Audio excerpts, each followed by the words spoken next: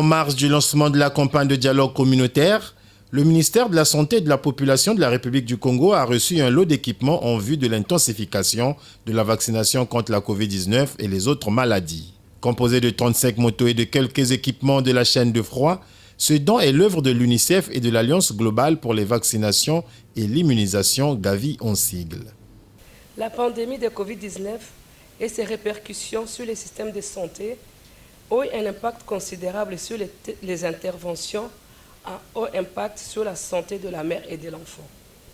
À titre d'illustration, cette pandémie a entraîné un recul majeur de la vaccination des enfants contre les autres maladies.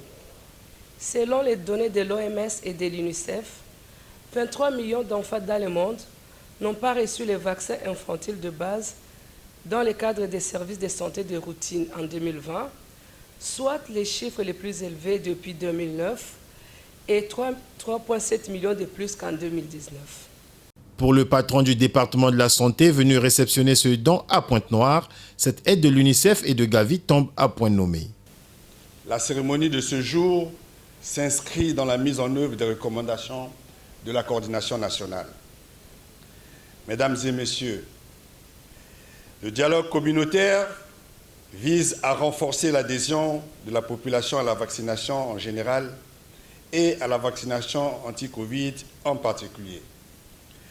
Notre pays connaît une baisse de la couverture vaccinale depuis 2020, en grande partie due aux répercussions de la pandémie de Covid-19.